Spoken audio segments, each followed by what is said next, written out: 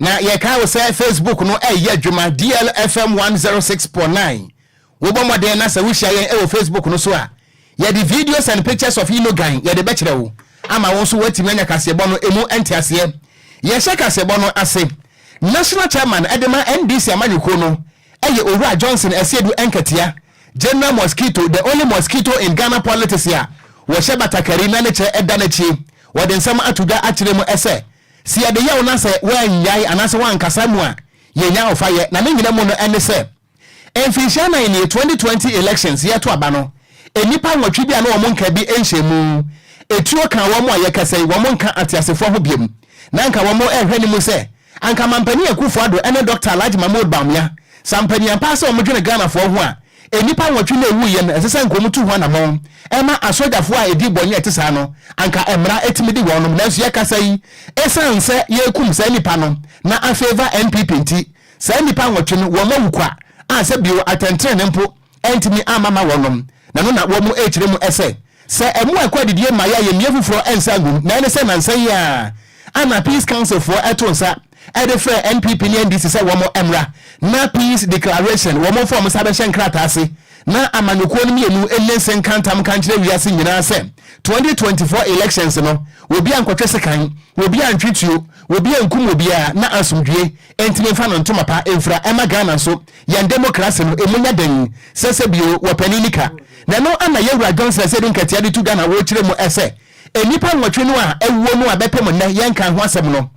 NDC amanyiko no wo mo demande e free peace council ama afenso no aban we ho se wo mo hwe ema nipa tutuo ma se nipa na ne wuye no atentre ne betimi aba ana afenso no wo mo a ayawa so west wo gon ye to aba ema no so tuoto ye enipa ne bi na mu abu abrabo na sai nanso mampani akufo ado ene Dr. Mahmoud Bawumia amamwo no esanse ewudi sem ne nyina ko ye de bo a wo mo nti wo mo nkan ho asem emfinhia so nie eno nti NDC amanyiko no echire mu se ento nkopem sa san krofo edi boni etesa no emna ebetimi apa wo se nkate no wo mo NDC fo so sa peace pact no wo mo nsan ne ensan ne kina na eno anene kane mampane John Dramani Mahama ede ne nto abona kwa kopiem ewo apuye mantamu lowa banya krobo mense no emu na wo kro no se bimpane se wotwi wi a aya na we etato ana se bi baabi a wodwa agina so ho ana ne begiranti na Owura Johnson se dun katia edi akire bi na wo bra wane wo manfo ne ade hia wonom ewo lowa banya krobo edi nkomo na wo kire mu ese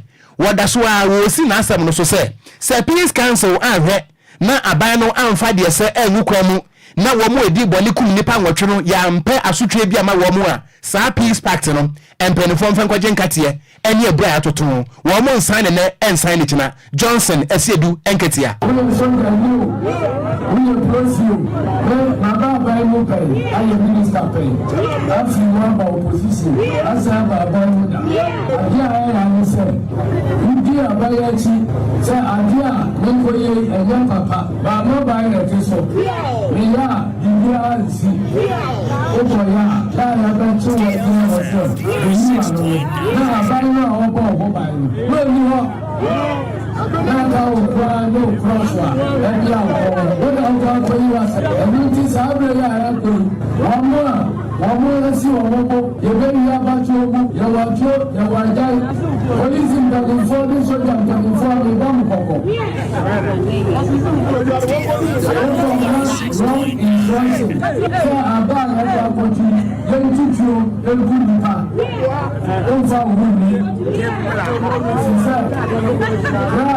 has no expiry date. Even Wasuna, that cool 2020, and the whole channel, I'm going to know I'm going to see something. They don't consider now. And then, I'm not being minister. I'm going to say, I'm pulling back, I'm fine working. Eni ayeti ye aye national chairman edema NDC chinie kese amanyuko no Owura Johnson Esiedu Enketia na wo chirem se bone de entese paracetamol eni expiring date enu ntimu amokum nipa no amochire se mo aban na abantima fa mo ho adie no munya botre na etro eda ho no mo a etwa busua pani ye nto akase bo no eso ye to akase bo no so ani ye body awura mo awa pie mantem ne ne de enya semukuma kra awa pie mantem no chese ne adehia wono wo bunso ewa pie mantem chirem se emre bi bedu ya Ghana mampani tena se hunu se da bi kwan wo do potem ho na ho behia pa se mpirifo betena se adwen ho wo mu se kwan no betimi atrete ma ne matumi akoyie pa efiri se kwan no emu ache aya kete mampori nti se kan no edi ejese ne akwane wo kwan no so a na emu aye hu ye pa ndi ade jare tirem se enam sa na moto na ekoso ni nti no ama mpanifo moden ejeje omaja pabe eja pade bi fifiri wo do nsem eka kire wo no nsem ne wo madan bi esisi kwan no mobo atuagu ebi nso kura tirem se wono twa bas ahodo a wakwan ho amudidi omudwuma kakra nka omunya iska nka pojo ma no so mpirifo gifiri omnsem ane wono nya kokoko yi kwan na di kyerem se enima ahodo ahwere wono mpirifo so mbo se nkaja se de tie bia no mudi potetika aka be hye wono nsem na nkaja wono atumi apabi de pojo wono mo kyerem se bo hye ahodo aba ne se wono mo no aban na ne su bafem sem na me no kasai na nsko tonte na boden adwuma pade nyina to agu ade kyerem kyerem se so amusu nya sem kuma o ma da adwuma hu ne se dabi mpelefo se yamfese anase yesa ujefuni oye no wammade yamfe wose a yehu mobonti o matna se adwen wahunu se dabi adeba ko betimi aboa ma mpelefo na ate omusu ne se mabade yakoda kwantemponum akwakosu aye oye che mpelefo hunu se ekwan odom fa so no enya de aye omudenti ene de ameka se oye che koso potemo nyasem kuma na de je ne tirem se dabi se de ye ke binim kwaje bosia na mko bie wono mto ba hodo ni nuane hodo moye toni na ye bosia umusika asam kwa jeje se de sika besi dan sisi kwan ho na jomde do omujuma nanso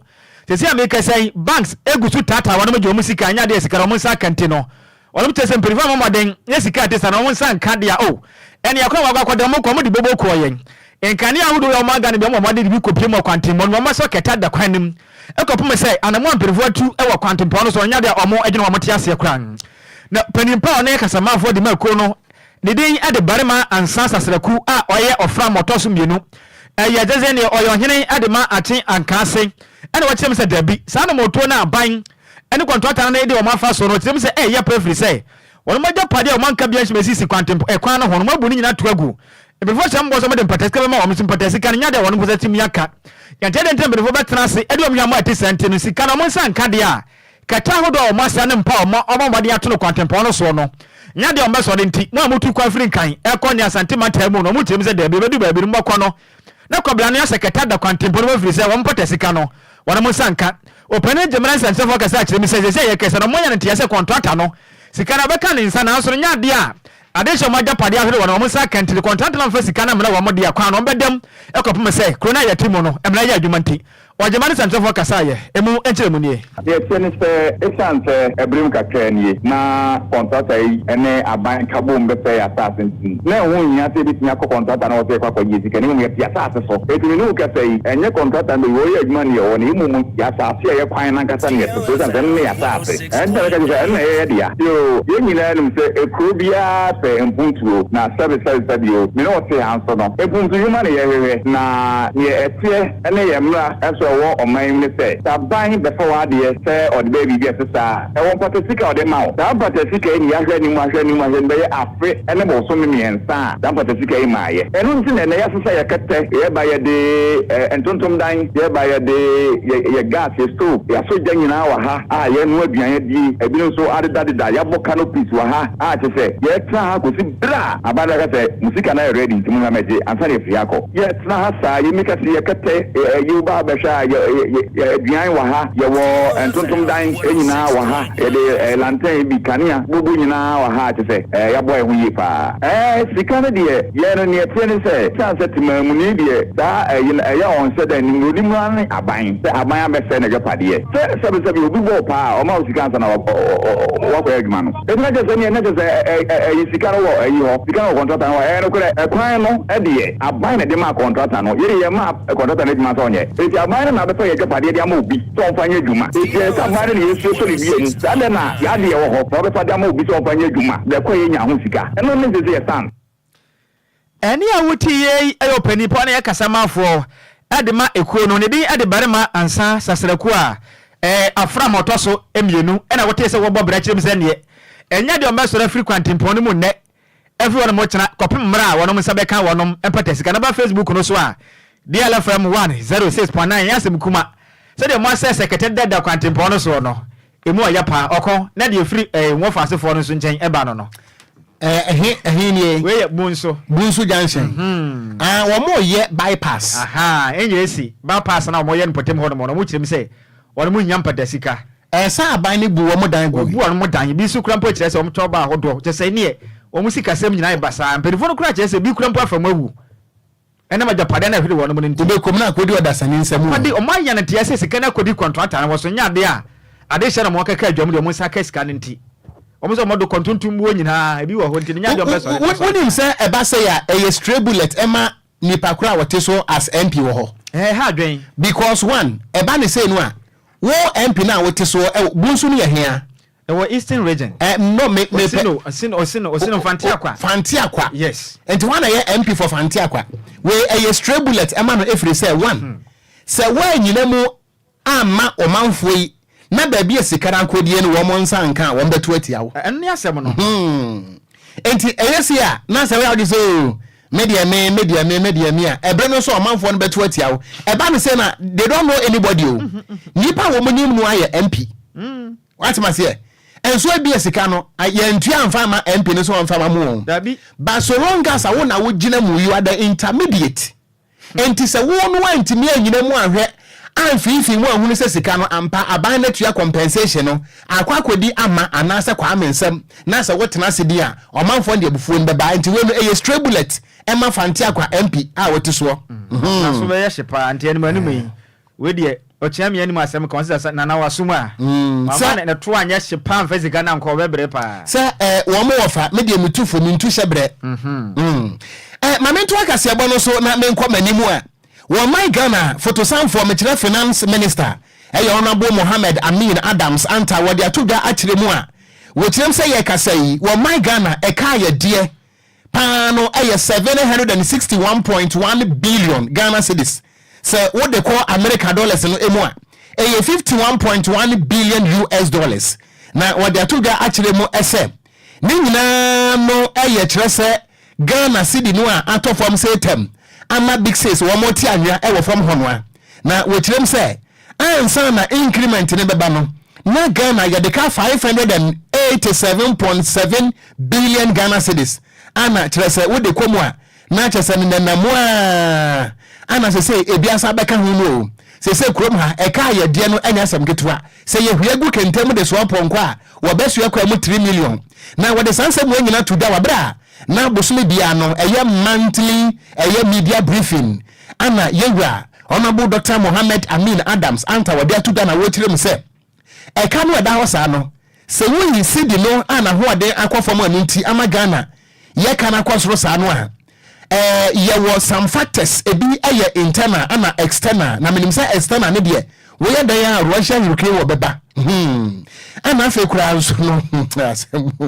enti wo tirem say de ase de nyina ne say bi de jawa ne ya de aso awo nanso aban ye de obetimi bia sami ebeya say sika yi a aye ka da Ghana pampa mu wo betima ya hu bibie na ne nyina nso no ayade say International Monetary Fund enhyehyɛ ya wo mo ne Ghana ban akro no eno nso ayade betimi aboa ama saa aka no eda ye nim no wo mo atimi aye hu bibi eno nti Ghana ni sɛ wo kwa nso hɛ na sɛ busa sɛ yakasai wo my Ghana ekasai ana eda ye nim a na kokoduro ka kyerɛ wo mo sɛ Finance Minister say 761.1 billion US Ghana cedis. So what the call dollars in more? 51.1 billion dollars. I drunk. Wabra wakasano. Emunsemi. I am pleased to provide an update. On Ghana's public debt development. As of July 21st, 2024, Ghana's provisional nominal central government debt stood at 761.1 billion Ghana cedis, equivalent to 51.1 billion US dollars. This represents a nominal increase from the previous amount of 587.7 billion Ghana cedis, equivalent to 53.5 billion dollars. The increase in cedi terms and the decrease in US dollar terms is attributed to a combination of factors, including cedi depreciation, disbursement from multilateral institutions, and domestic financing of the budget. Now let me provide updates on the external debt restructuring program. Ladies and gentlemen, we are pleased to officially launch our exchange offer in the coming days, marking a critical step in our external debt restructuring journey. The exchange offer reflects the terms agreed in principle with our bondholders on 24th June this year, including important concessions which the bondholders made to Ghana. Any IAT Finance Minister, Honorable Dr. Mohammed Amin Adams, Anta, and what this answer me at today. Yantua kase bonus ne yamon famre mo e wo siri piama yokonum na wonu matena se akwa setena adwene ho se da bi omaga na yetimo do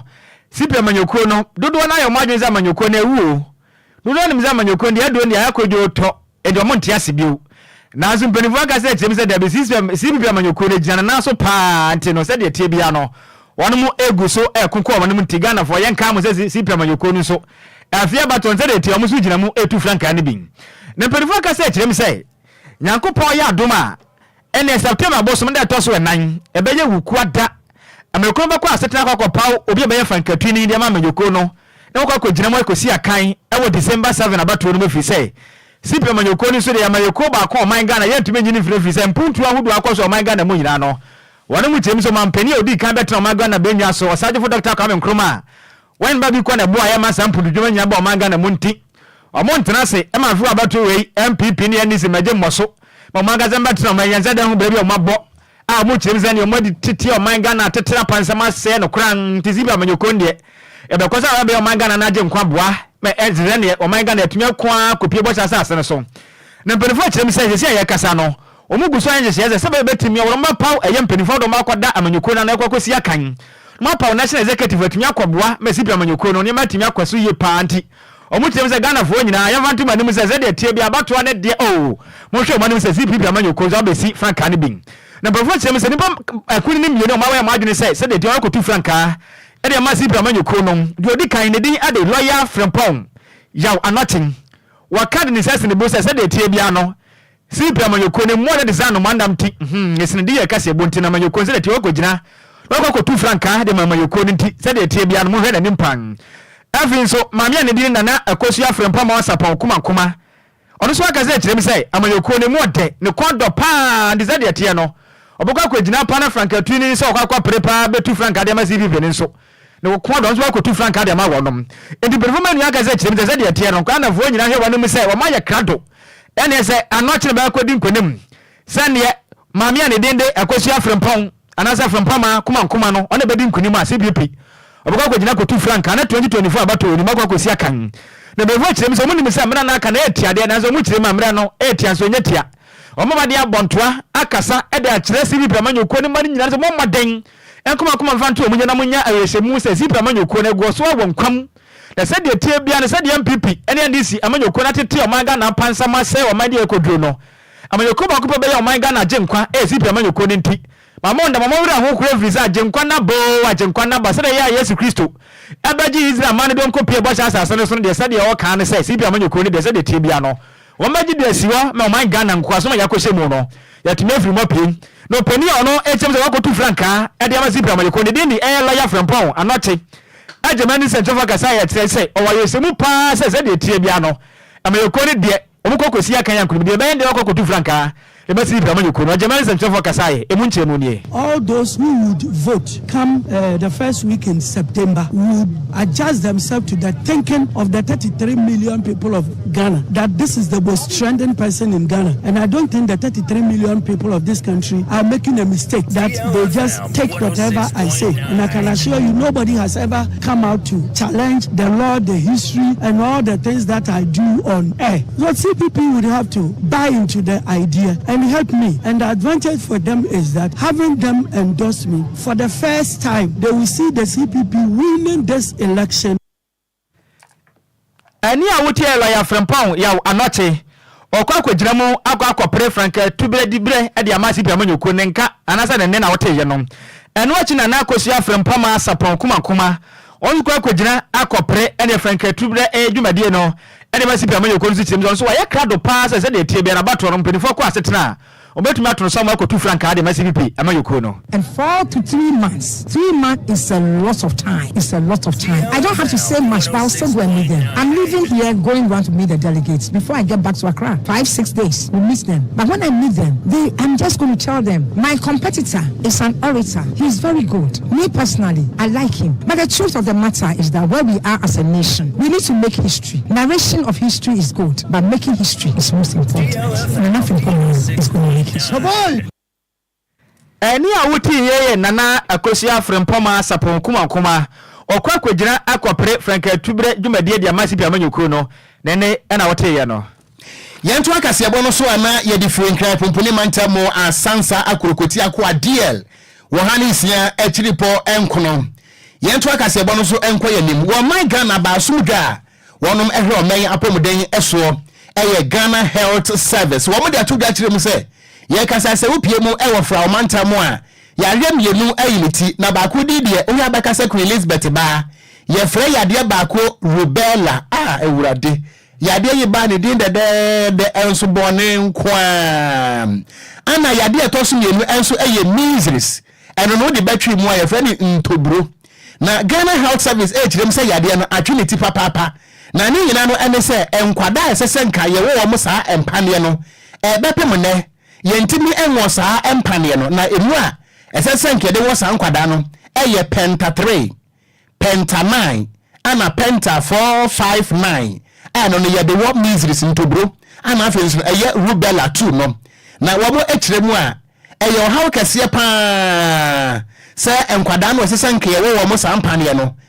bepem ne yentimi fa saa empane no enwo wo nom na wo bu akonta na wo kirem se ye kasa yi enkwada mako empemo so ahanwotwe aduosia edum 7,865 children osofo ya owo Kumasi fancy Prophet Wine Ebenezer da kwa yadom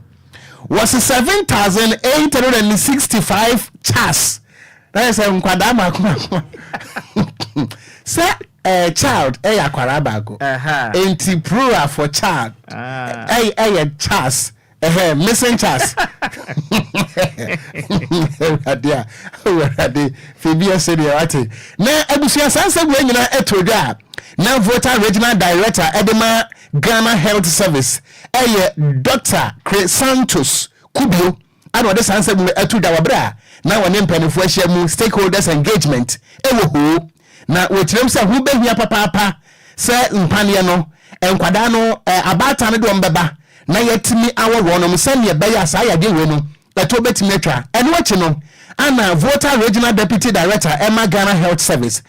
Dr. Semnenu Kwesi Jokoto wono so wadi atu gatirem se braso se ye boda wuro no kwa akiri Emma abata ne hunu se esa immunization ne sa vaccination ne betimi aboa nkwada ne papa wobra wokasa no Dr. Semnenu emunsemnie when the wrong information gets ahead of people trying to correct it and giving them the right information to generate demand is always difficult. We've been through this cycle over and over again and it looks like things have gotten better over time. So people are encouraged to continue to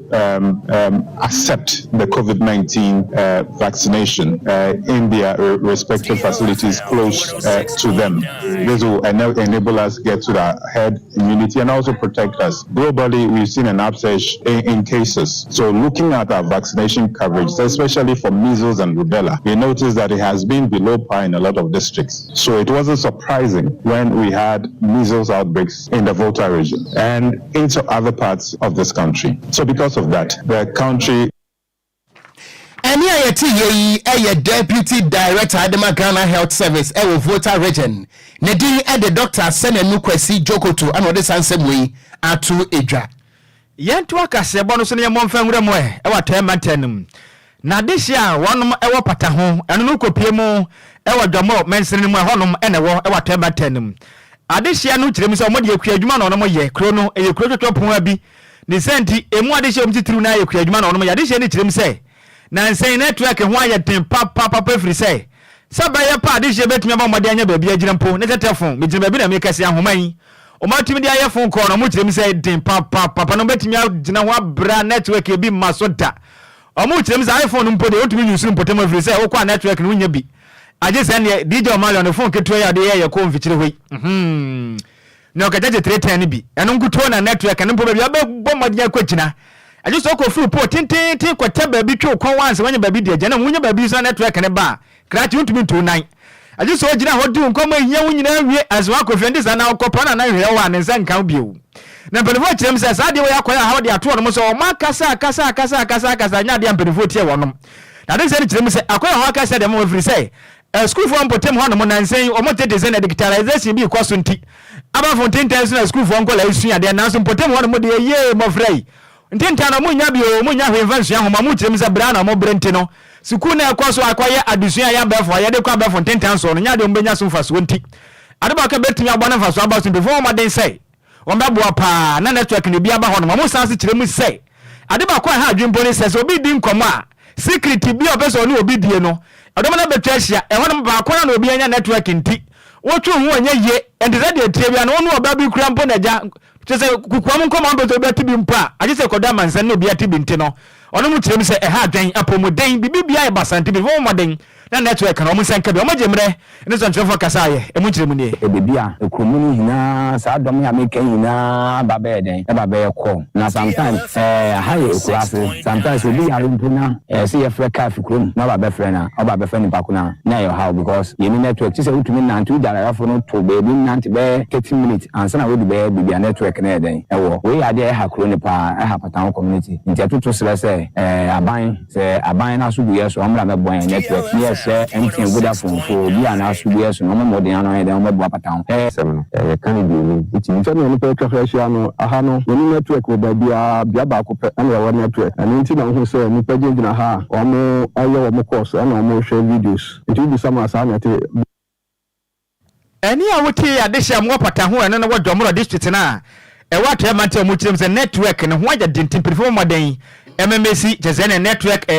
post ni bi ho no mwa na wono sunsun ensa entumi enka jezene network emfanya phone calls wono mka na wote yi adia maka pa 2005 mikuro mo bomfa nyina se na me space to space ibi na se opese ufre obi age se wa ma musika kakra na me de wakwa akogina batteries fa so da ho ho na benya network na no wo gira ho no a wo ye ko na me gina ko ho gimefo akọ sa 2005 ene se that time the man forget be show botum now pa that time na wona na sa e wona gangster card na e da wo so dada na wonya anya gangster card ndie efiri efunu mo e wo me weighing card so ne wadi djuma enti na pempenso ne de senior enti me na ma me regulate mpratwe wokru num me na me kira wo se brese brana ne wo ba na mekasa na mislipi warisi e ba ne sa de ampa abo nyina se okwada kura manche na nkade enche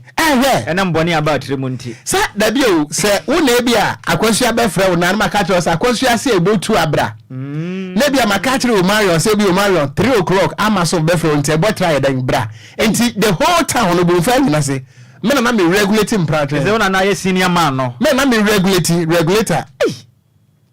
o Marion what the make me so enche meko pata ho enti e ka me nkwa man ka still that's why space to space no Isaac dem de kwa me boka na me dipo so say adwuma won to menye e bo ma me kofo me ba na la ya e bo mi fie ho obi a de tieri ko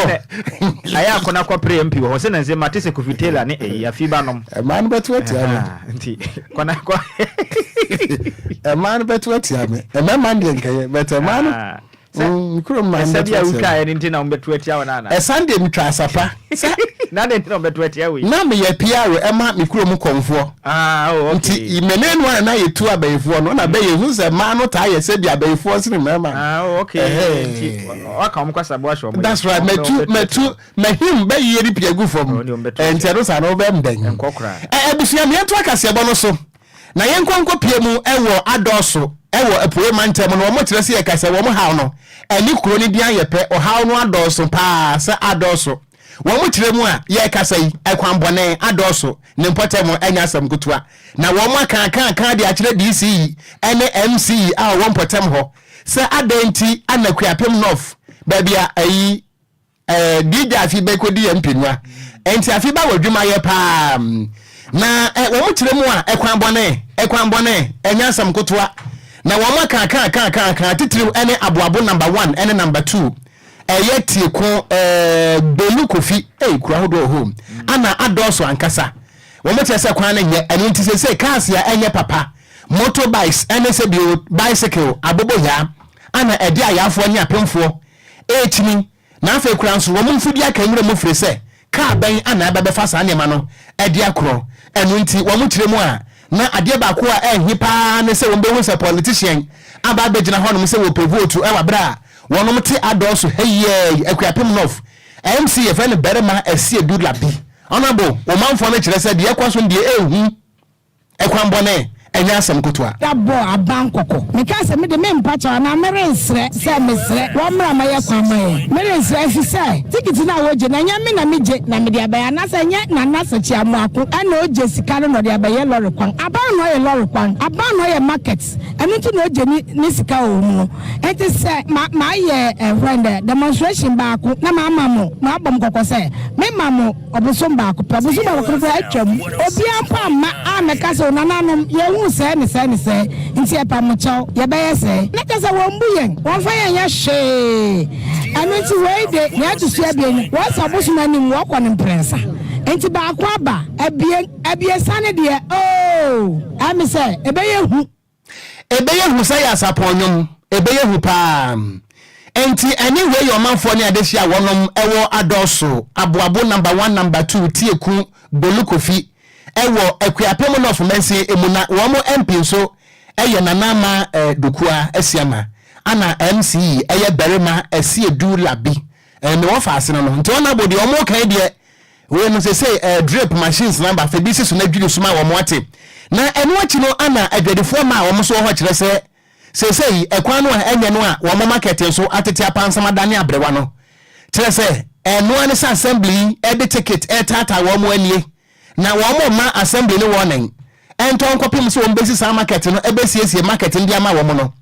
se wo a we assembly official wo de ticket besi ho no wo bete paw e wo nsum na we nam so ema ahina wo adoso na nasachi kurampo agina so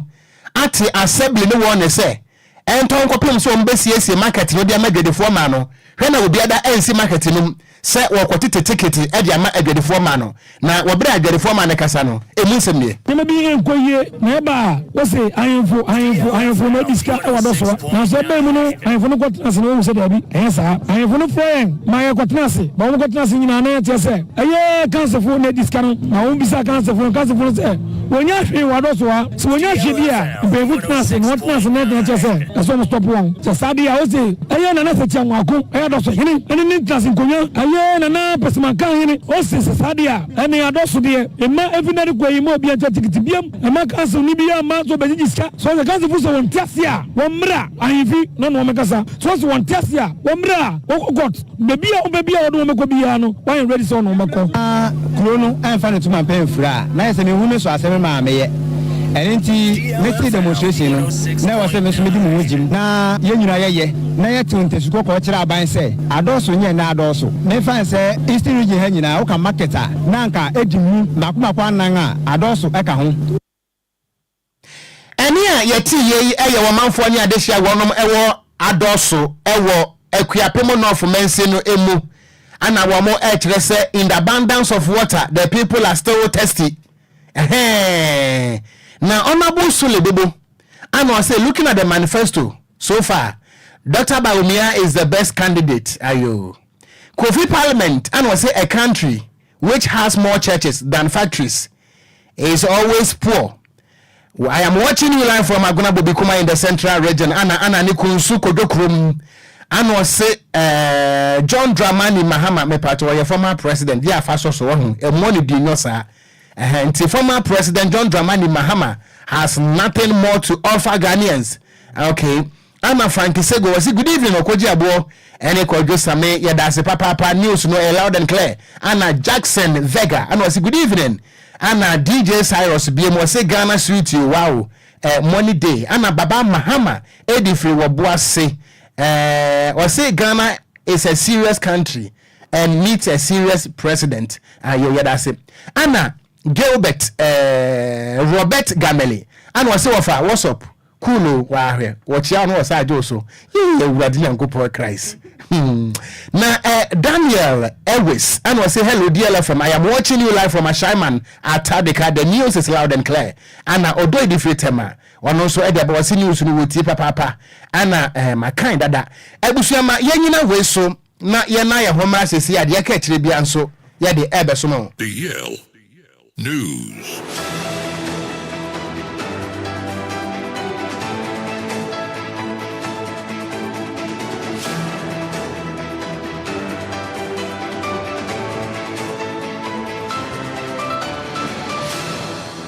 DLFM 106.9. Awusia maya sama adwo ensama wakwaba. Famra DL 106.9 FM kasafidie so ene yawada enwumre no nsia kase boy so mre redu se yesin konya na agudie mu nso no agudie mu nsam papa abusia ya boaboa no ya de beso eye Ghana de enkrofon cross de ne editie se wote edi hwe se Facebook phone mo hwe na edika se ye kan abusia na enwumre ya tena se ye ba be yiri makomako ede asomo wo sonfo a media agudie mu nsam na de ba ne dia meje so no eye ayen suwa no de hye Apakanjich de Blazer Kirebusia Yensi Feminian fan Samanen Somodia Yensha Siam fan Fiendium now Ghana Mrantia Kai Awamanino Abedi Ayu Pele Nebakuma your friend Jordan Ayu Nansiano Buna Ketemedifi Bobokwa your friend Crystal Palace Equa sign a contract Edema Leicester City Ewo English Premier League na wabo 2 games Asha Wango Wakasa or seen a near Gisende no Wababo Wokwa friend Leicester City. Now the most important thing Edema and say over to me any good season or see Leicester City team no or more very good team. Now or season Eddie Omanimana or who's a positive things but near here and it's a supporters no mobile time omachi. I'm really happy to be here, you know. The most important thing for me is to have a good season as a team and enjoy this season, and we have a really good team, so I'm really positive about this season, and especially with the crowd as well, because the season will be very difficult, but we'll have some difficult moments, but we'll need them to be behind us, and obviously the most important thing, like I said, is for Jordan Ayu esina kan erema Leicester City bobo kono ana ebusia watene nkano Yusuf Bazigi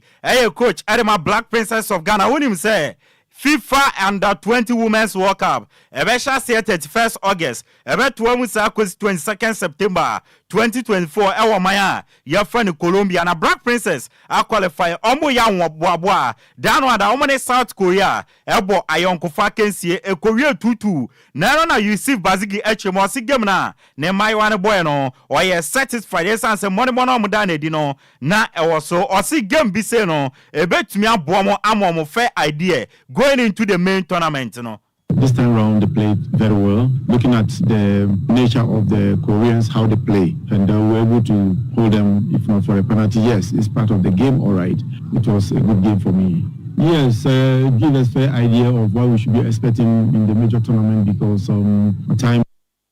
Yusuf Bazigi coach Edema Black Princess of Ghana and ebusia watenenka nanansia Ghana host to All African Games 2023 ewie chire na wonsam no ababe ebuburuja sika mpene for edi ewura no nansia na Public Account Committee etnase ekon se eye in the ministry no etua sika botene be $3 million ni echire Edema GBC se omuntwa All African Games na mfama nkrofo enhwe na Kwame Owusu danso KOD na dodo na afre no oye nsantwireni odini dwuma edema Pan African Television sanso no oye lawyer nisa ye politician na ono ye president edema Ekua ye friend Forum for Accountable Governance o chema o se All African Games no aye host to Ghana no e kamia SMP for no sika sem no antutoye na Public Account Committee na tenase no ye tin ye piepie mo enti ne no Forum for Accountable Governance no o ma petition a special prosecutor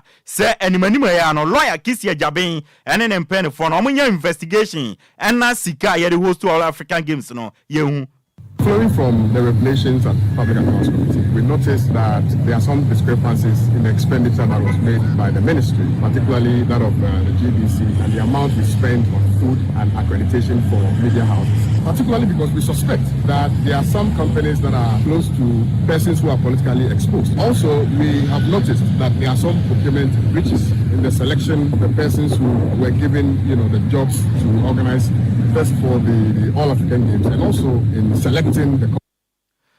Kwame also down so KOD and I don't know friend and I want to cannot one some so no and I have been some petition a copy more special prosecutor office no Matthew Monkana no see Odabi or Munyanya feedback near Nemono or GDS special prosecutor no or Shen Kratemu now so Shen Kratemu or more GDS on Betty or Monka. I have not received any feedback from the Office of the Special Prosecutor just yet, but I'm very hopeful that maybe they are studying the petition and they will get back to me in good time. It is not in doubt that the Auditor General is clothed with that authority to investigate these matters. But what is equally not in doubt is the fact that the Office of the Special Prosecutor is also clothed with this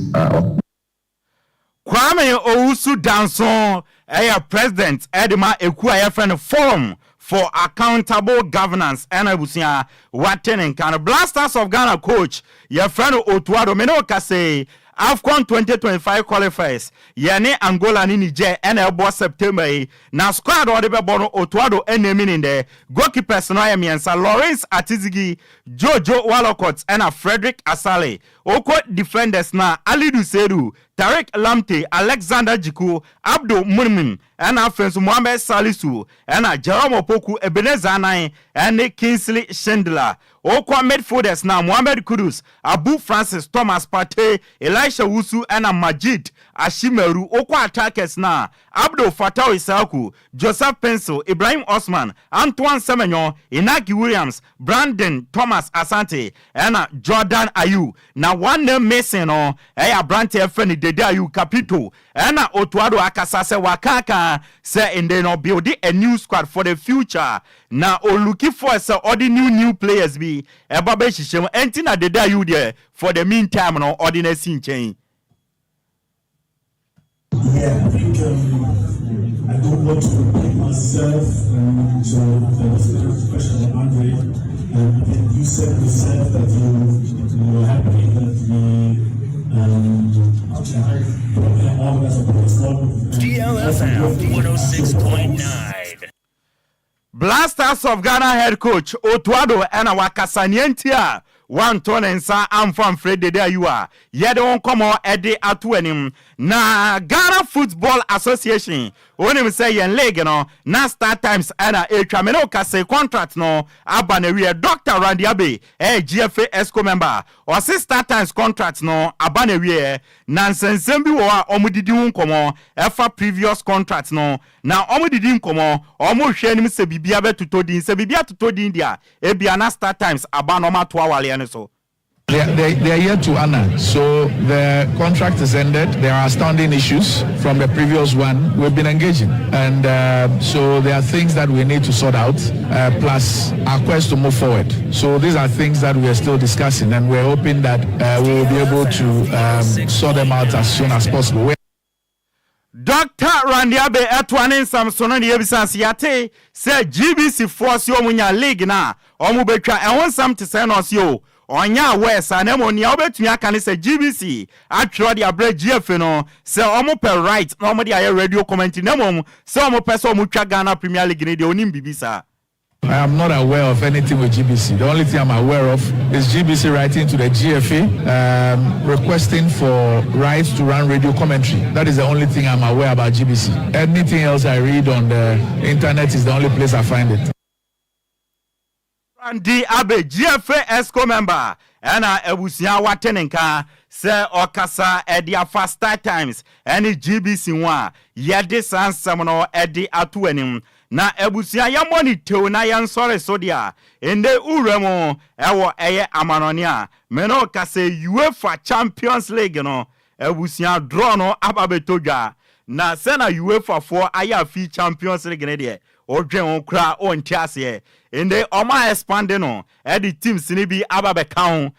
ende oma CD no eye into port awodo enti teams na port 1 Real Madrid, Man City, Bayern Munich, PSG, Liverpool, Inter Milan, Dortmund, Leipzig and Barcelona no na ya chiche other teams ne ade agugu so a nyame adoma Senate and Eldoson yes ya kan wasamare ba chinti ebenya bre na yaba ba chichemu edi ama nyame adoma china enti ne ebetumi dia to anim se UEFA Champions League penny for akwakoye draw no and so Liverpool a confirm say Italian winger your friend Federico Chiesa no officially on signing from Juventus. CK PM 12.5 million pounds and a PM 4 years contract until 2028. Jersey number 14 and a Liverpool at the ama Federico Chiesa so meshe na onsia kan emfa ema o ma wonsam no and na Italian side a friend in Napoli officially no so signing Romelu Lukaku from Bobo Kwefene Chelsea 30 million euros na PM 3 years contract until 2027 and omodi amabrante fe Lukaku once again Antonio Conte and Lukaku is back on Besia kan Bobo Kwa your friend Chelsea and Al Ali omufi Saudi Arabia omo tuegu abrante a your friend Victor Osimhen so sa omo peno Chelsea so omo befa ni loan na season be wia obligation to buy and Al Ali fund omani abrese chinchirache omo be sane ne dia konkoba twetwe na ekoso wine na fa Chelsea abrante ana wine na fa Victor Osimhen ebe Chelsea ana Al Ali emre ne nkrabia na ebe chebusia nyina we so na agudie mu nsem ayere be somo na anwumre yam fancy ebusia mi amedi agudie mu nsem na ebe somo dia meje so no ayensu ano de hye apa kanjich the blizzard kenebusia agudie mu nsem na ayere ba no ye di SC DLFM 106.9. It's official. DLFM 106.9. It's official. DLFM 106.9. Miansa mu akwaba na yemfa sofa no ensom wei. Na ebusuan kwamo ayedie nyina no enne se. Womanfo ne adehia wonom ewo bunso. Ewo epuye mantemu fanti akwa. Ye nyina yedim se aban no eye bypass se ne be ya traffic. Ewo akra kumase kwan no eso betie na accident no so etimi akofom. Na ekwan no de kwasi ada ekura mefa ho. Contractor ndie wo ye. Na momanfo ne kire se compensation ye bu wo madan gui ba bia de kwan ne fa ye no se basa no a bypass bia no eye virgin land enti ye de fa kromi ebu nkofo dagu wo mo kire se compensation be pem na wo mo atete se akodi obi ho nanso nipa kro no de omuni nipa kro sika no kam ye ni aban ni nkomo na won kire nipa kro a wagi sika no ema wono mwen emu nsem ye 0534050199 0593406565 Ghana for mo ahie musa aban se hwan ana wotu a compensation de ma no ene akamu firi se wo manfo ne kire se wo munim ba bi esika no akwakodie enso wo mo dan yabuagu. Good evening when timi anyina so kafra 0534 050199 and 0593 40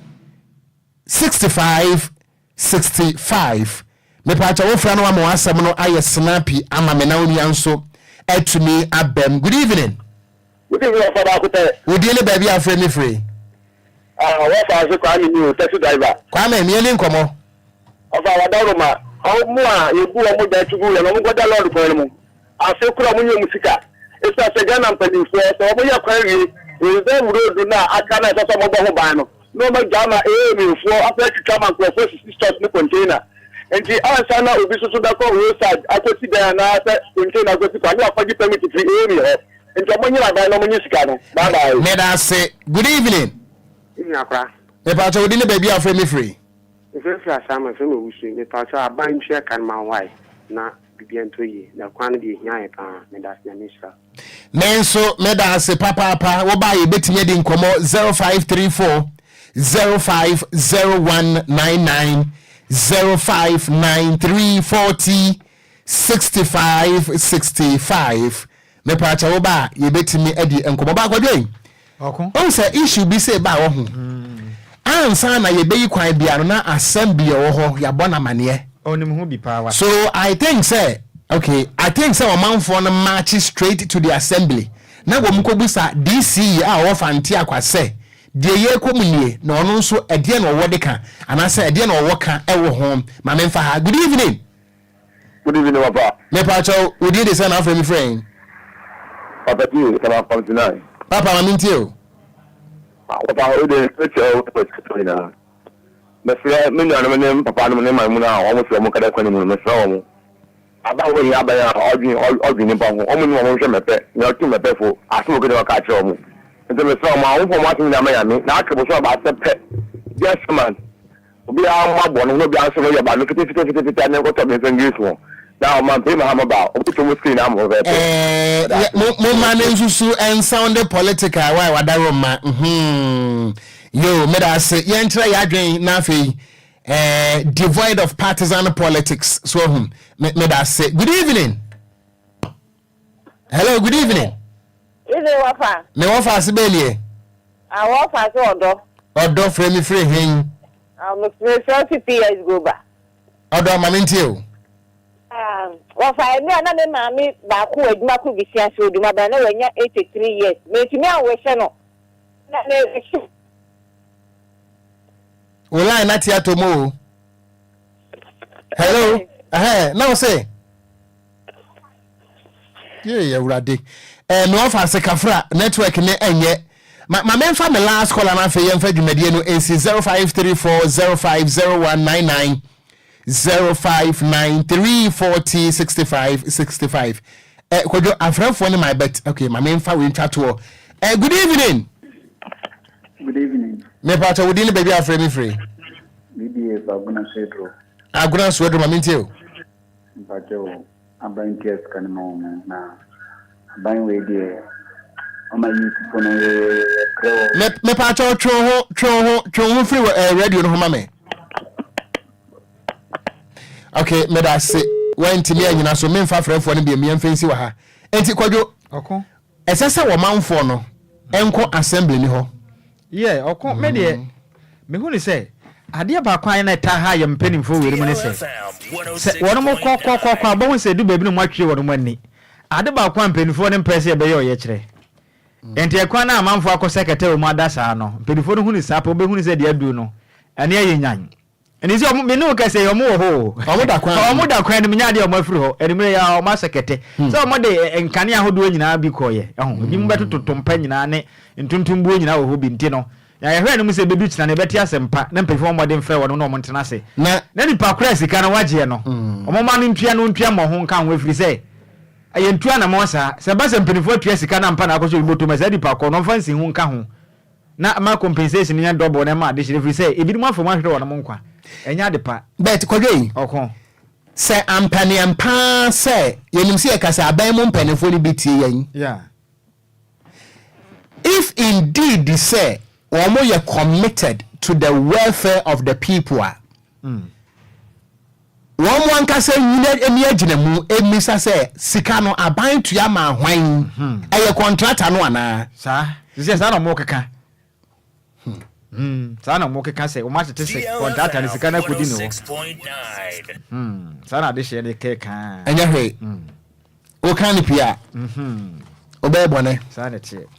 Ebusuani fa kase bo no NC DJ Omarion ena de ko Facebook no so na bra sa Facebook ayi no birthday o ho mo ebusuani so akọ na ansa na be soro kra no ene eye Madam Cecilia Menta Ado wo birthday na we no efre Mrs Priscilla Fosu Mama Lumba ho ene ebusuani nyina ese ye wo show happy birthday Madam Cecilia Menta Ado on that Facebook no so no Kwadwo okon her Facebook no so Madam Cecilia Menta Ado e ma me ne ho fe pa is beautifully projected said nyame ahira no no onko so ama adom no ngosra ne nyekese say ode ngosrane adom aso panin if say ho fe we na kita na de say nyame adom pa de anka be den ma me no ho fe ye hira na pa o say wo hwe na picture no a ye ma me na ni afi na so ahofe ne de ya atamu ahofe de ya atamu pa tem de say you adamfo bi abomu no susu kan won so anka obenya asem we say do pele bi wontimi nkan fu de ma o pele femfo ni no tumi se ma me no no ho aye fa me na di twam kra mo pele kra na ma bone na bantim ko bia we nyina du pa na ho fe kura ne ma me oh yeah wotimi se oye baba wa na kire se ha ogina so na obe ha gbe o pele sin ko hu ni ntema nka data mo kra nka o twen kwa so kra no ho fe pa e ma me nya me hira enti we no efri mama Lumba hono mama Presia fusu ano se yemfa ema onyame wo hira papa madam Cecilia Menta Ado abrofodi nu so de pa na Cecilia na ewom no na me chia me mama Cecilia brapa da boy mo fa simple ain't special birthday goes out to you Madam Cecilia Menta Ado we Ephraim Mrs. Presla Fusuho the entire family any will be a nyame we sira papa and eya wa wodan na abusua me nka wo say nyame ya adomo a next month 29th September eye kinken the living legendary ye urade upele atimoda MP o hadwe enti nyame ya adomo ahye no so twroto da ho se woni twa kokora no apagabidie na fatro to baby say 29th of next month yem papa Charles Kwadwo Fosu Daddy Lumba wanya emfinsia aduosia hule na ni 60th birthday no ye be ye na life ewo Bayview Village ewo Atomic Junction DLFM yenche he ya mo amonim Atomic Junction no se wo free kwadenya pokuase hacho ho na eba dia ene wunya dru Legon Botanical Gardens ya Atomic Junction ene monso amufri Ashaiman Atadeka Michelle Camp pon ehehe mo bana monam eho ne ba ne nyina nso no me pacha wusi ubesi wa Atomic Junction wunya si wa Atomic Junction pe Atlantic Mall no opposite ye fra no Bayview Village kama ana monso a mofri ebri yang ayi eho na forcing ekwapem no for ebri baby aton sanfui ebri dan kama Hitman krom ho sa mon nyina mon na mabure na eba wonya duru ayi mensa wunre na wo ba wanim wonya duru madina zongo janshi akoso wa ko wanim na afei wa break your Atomic Junction say twen wuni fa so ho no mo a na kire se Bayview nie e ho na yem papa Daddy Lumba ne 60th birthday enye ize se obenya efisi aduosia o enye ize hwe enti we no ye twam kura ye twam Golden Jubilee aduosia de ne ye kaka kwa enti momna anya ne kama na mom no wonwura mu keke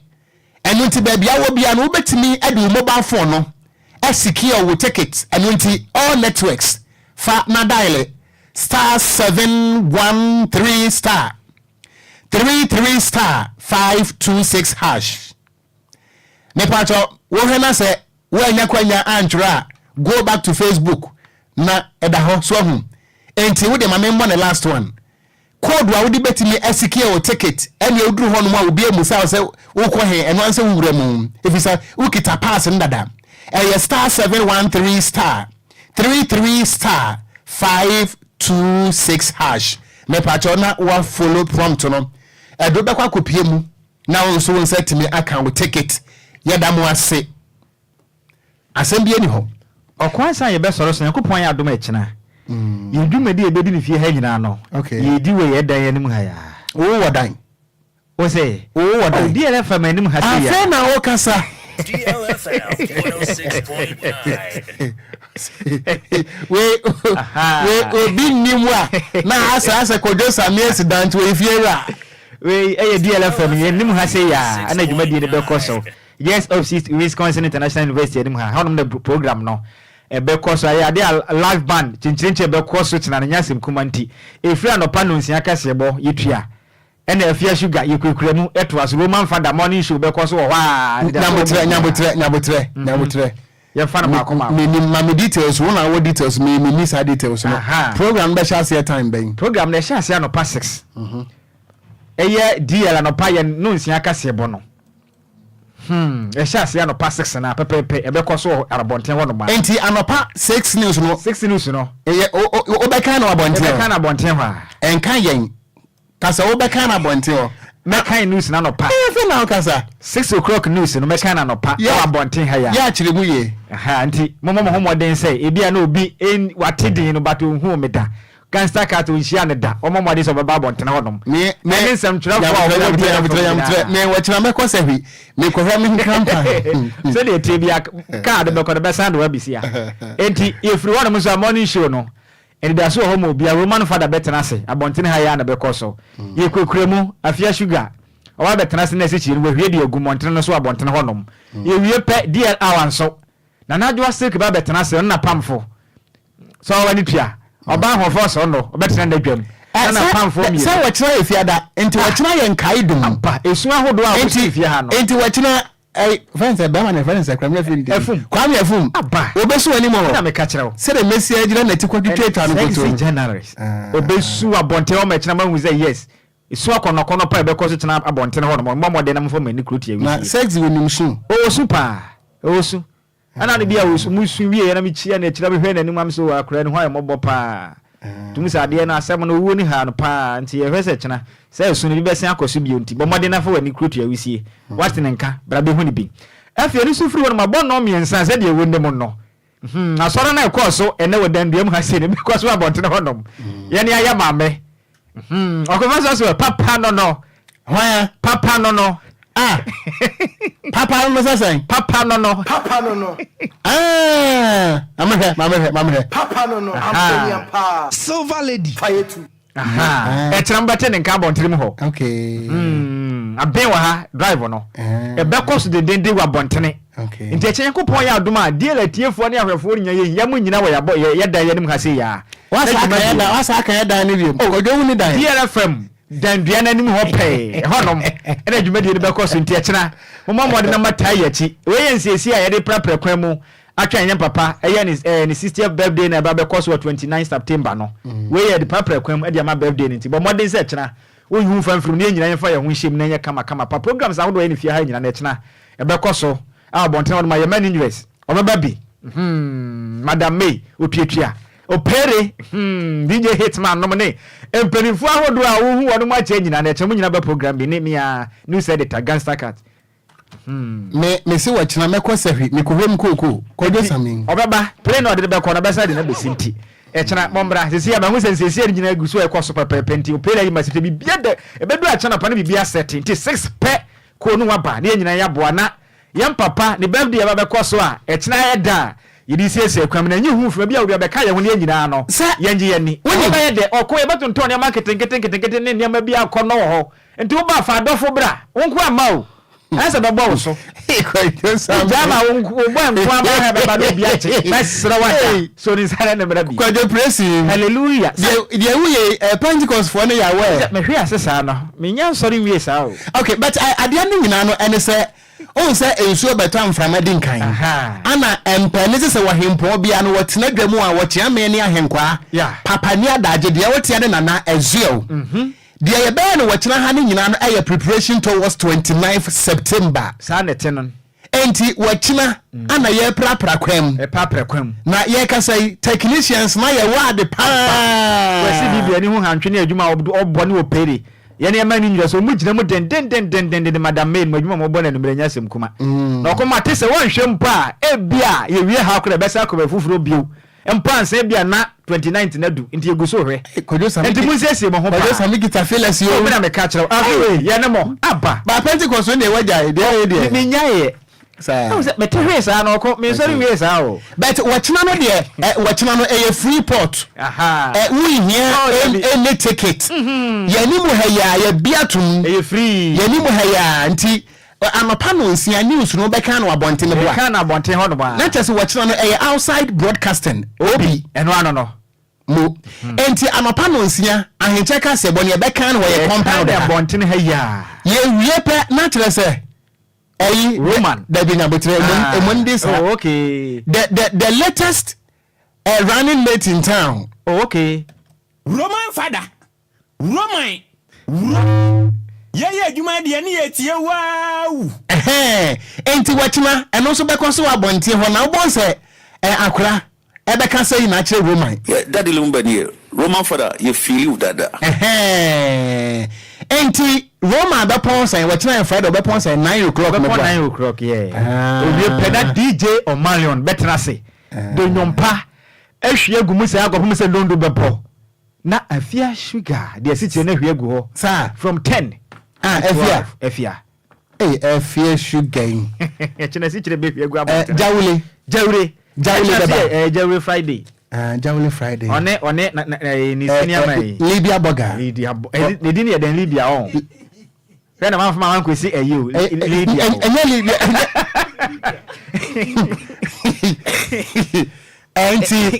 Enti wachina no se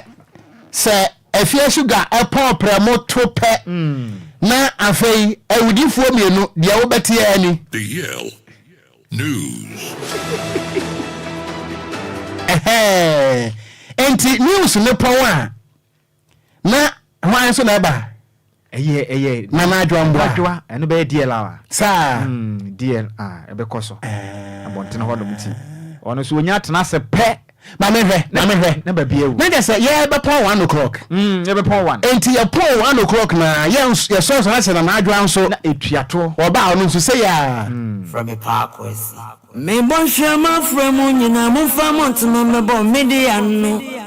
ye nyiri de mum ebo me bon shema from nyina from a parkwesi me bon shema enti wachina hu sa say ya ni ebe ya no wo beti asa ensam no hyehyɛ mobo abo apiedo hema ahofedia tuntumbri bisia na no boyum bisia na ahofe blind enyua with her is always the best on DL 106.9 Chini Yvonne Hinija meraze ahaya na mehwe ase ade we ni de enti wo se wota agba ahwa na mansori bio wo de wontimi nso wo se wo nyan soro ya obetia ni bim enso na makire ho Yo, bless up, Stone Boy. Yo, it's Nanadra Sinky, and you don't know. Enti wachina we nyina bekoso nti ono be pon say 3 o'clock me bo 3 yes 3 enti wonya pon 3 no pe ewurade wo bete Papa no na say tuato Papa no ampeni ampa Silver Lady Fayetu na afibo say e friend say de okopre mp okuapem no fu yi DJ afiba boss wadi wensu na mase abiwa pia enti wonya pope na ensamanfo nyimi enu asaba wo betia ne DLFM breaking news. Enti Kwadwo wachina me yechina yechina de be yechina pa adwumadie kese a matwen ya che no yechina ye hye ase e wo DLFM ye dan yanum hase ya we are just opposite Wisconsin International University me say DLFM say adwuma ne ye dan ye dan ye dan ma man kasa be dan yo adwuma ne se bone we ye papa DL ne dan chenchira bo sen ya wasi e DSC ye North Legon na Buba Junction ye si keke yes ya penti oh we dey kwa dey say penti we kwa telazo kura no magu ho dey ya masa enya sem kuma kwa dan say dey wato no bo asa anwo no nya da kuma sa nkechina dan ne yansi o ya nwono o manwene dan na esi ho nya sa tete yifo adwuma ne bi kura da bi enti echina be sere say wo ye obi a wo tete DLFM wumpo ebia na wonten yen kabade nane da wate yen kabo modern say echina adwuma die no enyu hu fam firi mafiri say adwuma die ne ne ma hode obetodwa china no hu firi ma obehwera de bon so baba no be hu incentive ahodo mu di dwuma o DLFM ase nyina DJ Omalion say ni hu ya pa because be brem pass we hu no no gaza obi a je se onante kura no stretch on so be hu na je so aka banku china we hu na minim da be hu no bi ofiri say no efie bosom ye ko Yeah, fine yo. So waka fia hani. Ti echina ba mode na be hu ni bi na. We share be hu say brand here no tab bonyo mpa o DLFM fia no. Ana say o ba nso a obetimi afa woketa ni usum ye because ye mpon. Ye beche o. E temu pa. E fiti echina no pa hema che 5 ko no akopem say ade beche meme ne da. Oba no afa ukura ba nso aba. Aha. So ba ko hu say dwuma de we ni so no live man na be koso. Live band. Chance mu nyum papa bi. Enya nyum basa bi sa o. Wachina sia na ombetwe ni fia ha china. Wachina wo mo mbebo live band no. Enyuma mepese o mbedi nka abom ma me anie. Tie we.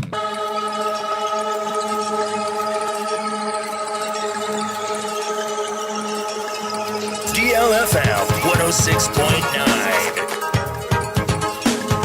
DLFM 106.9.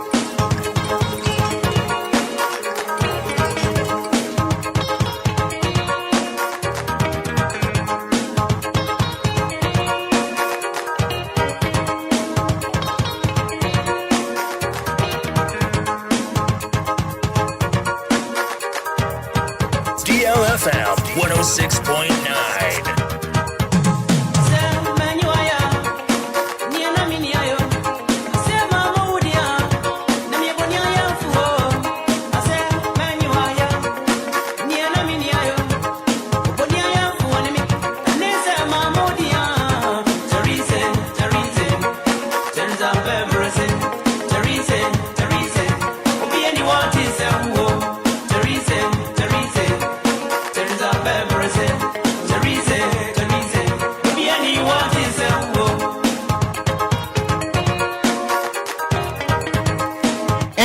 Kwadwo wachina we no ya nyomo a we papa request anyo ebedi kan ya bɔ no fie ha no ye nyasi adwam anyo ebedi kan de adi asa no nizo ba mmode ne oye no mbenya pa sama mmode amapon ya de obe ye omo fie akra bi ni aha nti oko ene dwumade ebekɔ so chanto de fo ne atiefo mo mmode nse kyena de mo obi anyi ne hu mfirim na we nyina ya hu siesie de kohyia 29th September no ewo eye Bayview village wonom nti mmode ane ticket ne mo to kyena de eye free nti wo ba so dofo nsa yaka nko ama wujja wo dofo no nko aba ha obeba no bikita ne nsem na wakɔ akusu nti se be ye beboa na abra hwesem obi ntu nti oba ahyere moto na ene ne mra na nya so mdwe mamom Belinda ekyena yehia ofia ka me hu ye nka Pentecost ho hu wo mu nka se o ebia wo no ma me mra but de wo advocate so obi mfa ne ge ne boy na mra ne dofo Kwadwo Sammy o mama o confirm me asem a apostle Kwajima kan wasi se Ghana enya bonwum ne no so pe de wotia ne mege me boy mo fo ma ho se wa na mo wa no mo ba no ebusuya ye be hye nyame adwa wachina wo ye dan ye nim ha ya akenkan from ye no midi e de gangster katia meeting kura wo Okogyeabour Ocran Nhyiraba Kwadwo Sammy bi osofo penia masan ahwe asese tem ewufia ha na Kwadwo wachina ye Teresa ni wia na ma request ekutia baako aha ye obetia ne koshepo